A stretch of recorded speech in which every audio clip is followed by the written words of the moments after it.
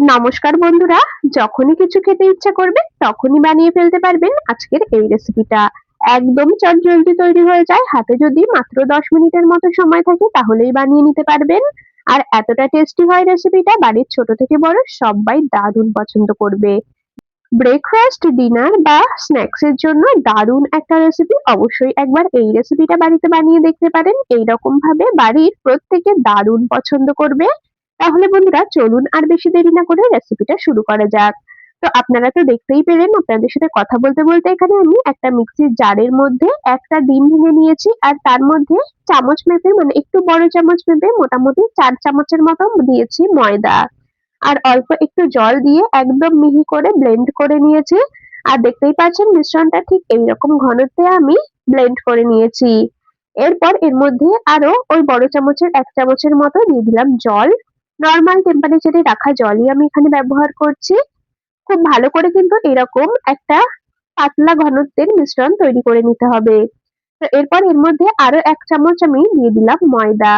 খুব ভালো করে মিশিয়ে নিচ্ছি, আর সামান্য একটু জল দেব। মোটামুটি একটু পাতলা করেই কিন্তু এই মিশ্রণটা তৈরি করে নিতে হবে।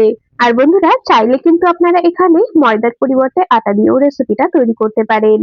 এরকম ভাবে ভালো করে আমি মিশিয়ে নিচ্ছি আর একদম স্মুথ একটা ব্যাটার বানিয়ে নিচ্ছি। আর এর মধ্যে আমি সামান্য পরিমাণে এখন দিয়ে দিচ্ছি লবণ। লবণ দিয়ে খুব ভালো করে আবারও ব্যাটারের সাথে মিশিয়ে নেব। এই ব্যাটারের মধ্যে অন্য কোনো কিছু দেওয়ার আর দরকার নেই। একটা ডিম দিয়েছি আর বাদবাকি জল আর ময়দা দিয়ে ব্যাটারটা তৈরি করে নিয়েছি। তো বন্ধুরা আমি কাজটা করতে থাকি, আর আপনারা কিন্তু অবশ্যই আমাকে এই সময়টা কমেন্টস এ জানিয়ে যাবেন আপনারা কে কোন জায়গা থেকে আমার আজকের এই রেসিপিটা দেখছেন, তবে না আপনাদের কমেন্টস এ ধন্যবাদ জানাতে পারবো। এদিকে আমি ময়দার ব্যাটারটা গুলে নিয়ে সাইডে সরিয়ে রেখেছি। এরপর আরো একটা বাটির মধ্যে 3টে ডিম ভেঙে নিয়ে নিলাম।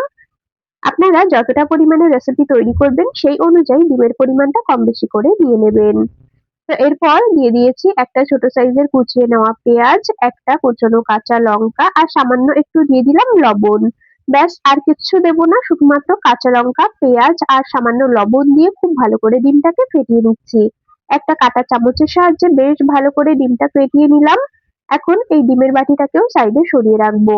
আবারও বলছি বন্ধুরা, আপনারা যতটা পরিমাণে রেসিপি তৈরি করবেন সেই হিসাবে কিন্তু এই ডিমের মিশ্রণ, তারপরে ময়দার যে মিশ্রণটা তৈরি করে রেখেছি সেটা তৈরি করে নেবেন। তো যাই হোক, এদিকে চলে এসেছি ওভেনের কাছে। গ্যাসের ওভেনে একটা ফ্রাইং প্যান বসিয়ে দিয়েছি। প্যানটা খুব ভালো করে গরম করে নিয়ে তার মধ্যে আমি কয়েক ফোঁটার মতো দিয়ে দিলাম সাদা তেল। তেলটা বেশ ভালো করে গরম হয়ে গেছে। এখন এর মধ্যে তৈরি করে রাখা ময়দার মিশ্রণ থেকে 2 হাতা মতো মিশ্রণ আমি ফ্রাইং প্যানের মধ্যে দিয়ে দিলাম। হাতার পেছন দিকটা দিয়ে একটু নেড়ে নিয়ে ঠিক এরকম ভাবে একটু গোল করে নিলাম আর একটু পাতলা করে নিলাম।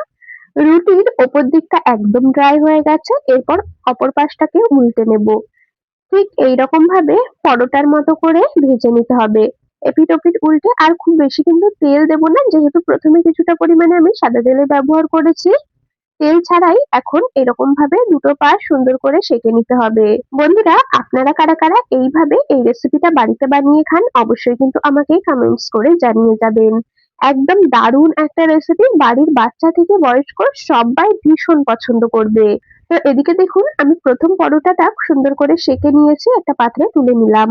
এই একই রকম ভাবে বাকিগুলোও সেঁকে নেব। আমি যতটা পরিমাণে ময়দার ব্যাটার তৈরি করেছি তাতে আমার 4টে পরোটা তৈরি হবে। তো একই রকম ভাবে প্রথমে ওই 2 হাতা মতো ব্যাটার আমি ফ্রাইং প্যানের মধ্যে দিয়ে দিলাম। এরপর হাতার পেছন দিকটা দিয়ে সুন্দর করে একটু গোল করে নিলাম। এরপর উল্টে পাল্টে সুন্দর করে সেঁকে নেব। যেরকম আমরা রুটি বা পরোটা তৈরি করার সময় দুটো পাশ সুন্দর করে সেঁকে নিই, ঠিক সেই রকম ভাবে।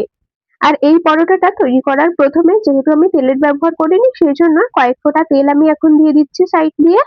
খুব ভালো করে সেঁকে নিয়ে তারপর আপনাদেরকে দেখাচ্ছি। এইরকম ভাবে সমস্ত পরোটাগুলোকে তৈরি করে নিয়ে তারপরে আবারও দেখাবো আপনাদেরকে। দেখতেই পাচ্ছেন কত সুন্দরভাবে পরোটাগুলো তৈরি হচ্ছে, আর এইভাবে এগুলো বানিয়ে নিলে কিন্তু খেতে একদম সফট হয়। সকালে বানিয়ে যদি বিকালে খান তবুও একই রকম সফট থাকবে, একটুও শক্ত হয়ে যাবে না। আর বানানোও কিন্তু খুব একটা বেশি ঝামেলা না, কোনো রকম আটা বেলা মাখা কিচ্ছু লাগবে না। তো যাই হোক, দ্বিতীয় পরোটাটাও সুন্দর করে তৈরি করে নিয়েছি। এইরকম ভাবে বাকি সমস্তগুলো তৈরি করে নিয়ে তারপর আবারও আপনাদেরকে দেখাচ্ছি। আমি সমস্ত পরোটাগুলোকে সুন্দরভাবে সেঁকে নিয়েছি। এরপর ওই ফ্রাইং প্যানের মধ্যেই আরো কিছুটা পরিমাণে সাদা তেল দিয়ে দিলাম। তেলটা খুব ভালো করে গরম করে নিয়েছি। আর ডিমের যে মিশ্রণটা তৈরি করে রেখেছি তার থেকে 2 হাতা মিশ্রণ আমি ফ্রাইং প্যানের মধ্যে দিয়ে দেব। অল্প অল্প করে দেব, যেহেতু 4টে পরোটা তৈরি করব সেই হিসাবেই কিন্তু অল্প অল্প করে ডিমের মিশ্রণ একেকটা পরোটার মধ্যে দিয়ে নেব। তো প্রথমে আমি 2 হাতা ডিমের মিশ্রণ দেখুন ফ্রাইং প্যানে দিয়ে দিয়েছি। এরপর একটা পরোটা নিয়ে উপরে চাপা দিয়ে দিলাম। যেই রকমটা আমরা এগ রোল তৈরি করার সময় করি ঠিক সেইভাবেই বানিয়ে নিতে হবে।